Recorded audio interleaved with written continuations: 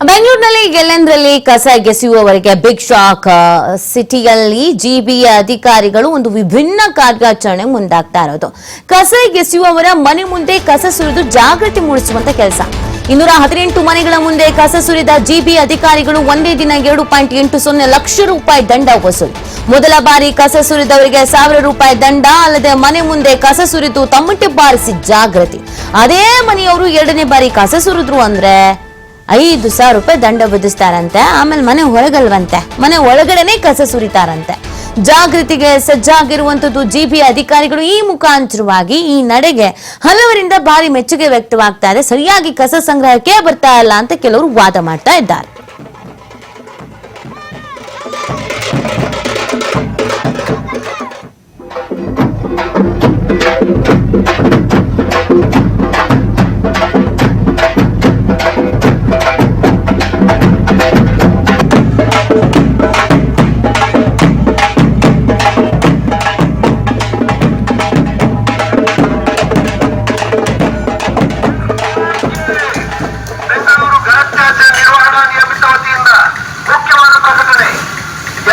ನಾಗರಿಕರಲ್ಲಿ ಕಳಕಳಿಯ ವಿನಂತಿ. ನಾಗರಿಕರೇ, ತಮ್ಮ ಮನೆಯ ಕಸವನ್ನು ಹಸಿ ಕಸ, ಒಣ ಕಸ ಹಾಗೂ ಸ್ಯಾನಿಟರಿ ಕಸವನ್ನಾಗಿ ವಿಂಗಡಿಸಿ ತಮ್ಮ ಮನೆಯ ಮುಂದೆ ಬರುವ ಘನತ್ಯಾಜ್ಯ ಕಸದ ಆಟೋಗಳಿಗೆ ತಪ್ಪದೇ ಪ್ರತಿದಿನ. ಇವಾಗ ಮತ್ತಷ್ಟು ಮಾಹಿತಿಯನ್ನ ನೀಡ್ತಾರೆ ನಮ್ಮ ಪ್ರತಿನಿಧಿ ಗಣೇಶ್. ಲೈವ್ ನಲ್ಲಿ ಜಾಯ್ನ್ ಆಗ್ತಾ ಇದ್ದಾರೆ. ಗಣೇಶ್, ನಿಜವಾಗ್ಲೂ ಈ ತರದೊಂದು ರೂಲ್ಸ್ ಬರಬೇಕು ಅನ್ನೋದು ಕೆಲವರು ಬೇಡಿಕೆನೂ ಆಗಿತ್ತು. ಎಷ್ಟೇ ರೂಲ್ಸ್ ತಂದ್ರು ಕಸ ಬಿಸಾಕೋರ್ ಸಂಖ್ಯೆ ಏನು ಕಮ್ಮಿ ಆಗಿರ್ಲಿಲ್ಲ. ಬಟ್ ಕೆಲವರಿಗೆ ಇದರಿಂದ ಕಸಿಬಿಸಿ ಆಗ್ತಾ ಇದೆ.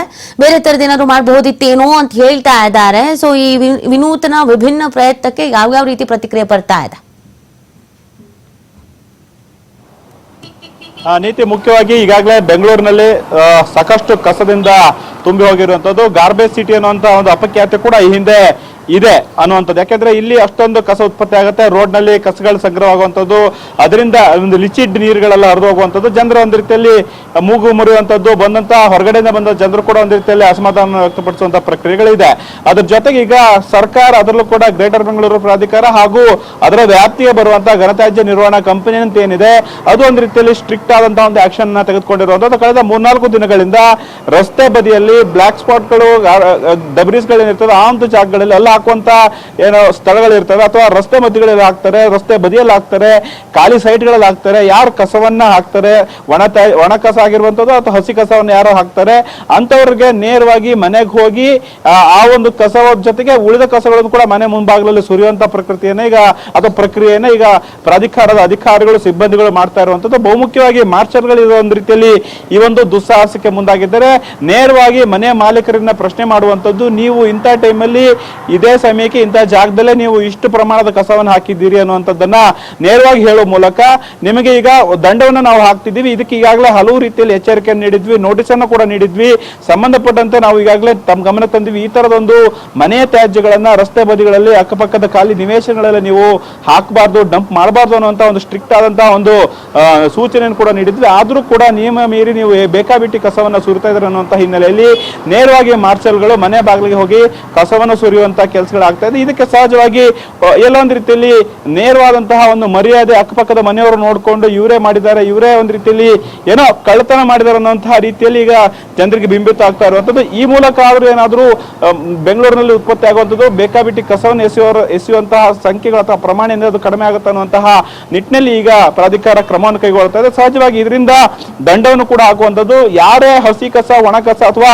ಇಂತಿಷ್ಟು ಗ್ರಾಮ್ ಏನ್ ಕಸವನ್ನು ಇರ್ತದೆ ಅದನ್ನ ಡಂಪ್ ಮಾಡ್ತಾರೆ, ಎಸೆದು ಹೋಗ್ತಾರೆ, ಅಂತವರಿಗೆ 1000 ರೂಪಾಯಿ ಫೈನ್ ಹಾಕುವಂತ ಪ್ರಕ್ರಿಯೆ ಕೂಡ ಈಗಾಗಲೇ ಆಗ್ತಾ ಇದೆ. ಅದೇ ನಿಟ್ಟಿನಲ್ಲಿ ಈಗ 3-4 ದಿನಗಳಿಂದ 2,80,000ಕ್ಕೆ ಹೆಚ್ಚು ಮೊತ್ತ ಈಗ ಇಡೀ ಬೆಂಗಳೂರು ವ್ಯಾಪ್ತಿಯಲ್ಲಿ ಈಗ ಕಲೆಕ್ಟ್ ಆಗಿರುವಂತದ್ದು. ಸಹಜವಾಗಿ ಎಲ್ಲೋ ಒಂದು ರೀತಿಯಲ್ಲಿ ಈ ಒಂದು ಪ್ರಾಧಿಕಾರದ ಕಾರ್ಯಕ್ಕೆ ಒಂದು ಹಂತದಲ್ಲಿ ಮೆಚ್ಚುಗೆ ವ್ಯಕ್ತವಾಗ್ತಾ ಇದ್ದಾರೆ. ಇನ್ನೊಂದು ಕೆಲವರು ಒಂದು ರೀತಿಯಲ್ಲಿ ನಮ್ಗೆ ಅವಮಾನ ಆಯ್ತು, ನಮ್ಮ ಕೆಲಸದ ಒತ್ತಡಗಳು ಇರ್ತವೆ, ದಿನನಿತ್ಯದ ಬೇರೆ ಬೇರೆ ಕಾರ್ಯಚಟುವಟಿಕೆಗಳು ಇರ್ತವೆ, ಇವರು ಒಂದು ನಿಗದಿಯಲ್ಲಿ ಒಂದು ದಿನ ಬಂದ್ರೆ ಮತ್ತೊಂದು ದಿನ ಬರಲ್ಲ ಅನ್ನುವಂತ ನಾನಾ ಕಾರಣಗಳನ್ನ ಬೊಟ್ಟು ಮಾಡ್ಕೊಂಡು ನೇರವಾಗಿ ಪ್ರಾಧಿಕಾರ ಹಾಗೂ ಘನತ್ಯಾಜ್ಯ ನಿರ್ವಹಣೆ ಕಂಪನಿ ಅಡಿಯಲ್ಲಿ ಕೆಲಸ ಮಾಡುವಂತ ಪೌರ ಕಾರ್ಮಿಕರ ವಿರುದ್ಧ ಅಸಮಾಧಾನವನ್ನ ಸಾರ್ವಜನಿಕರು ವ್ಯಕ್ತಪಡಿಸ್ತಾ ಇದ್ದಾರೆ. ಒಂದು ಹಂತದಲ್ಲಿ ಅಧಿಕಾರಿಗಳು ಕೂಡ ಆ ಬಗ್ಗೆ ಸಾಕಷ್ಟು ಚರ್ಚೆಯನ್ನು ಮಾಡ್ತಾ ಇರುವಂತದ್ದು. ಎರಡು ಅವಧಿ ಅಂತಂದ್ರೆ ಬೆಳಗ್ಗೆ ಹಾಗೂ ಸಂಜೆ ಅವಧಿಯಲ್ಲಿ ಕಸವನ್ನ ತೆಗೆದುಕೊಳ್ಳಿಕ್ಕೆ ವ್ಯವಸ್ಥೆಯನ್ನು ಮಾಡಬೇಕಾ ಹೇಗೆ ಅನ್ನೋದ್ರ ಬಗ್ಗೆ ಕೂಡ ಈಗ ಗಂಭೀರವಾದ ಚರ್ಚೆ ಆಗ್ತಾ ಇರೋದು. ಆದ್ರೆ ಈಗಾಗಲೇ ಪೌರ ಕಾರ್ಮಿಕರ ಕೊರತೆ ಕೂಡ ಸಾಕಷ್ಟು ಇದೆ.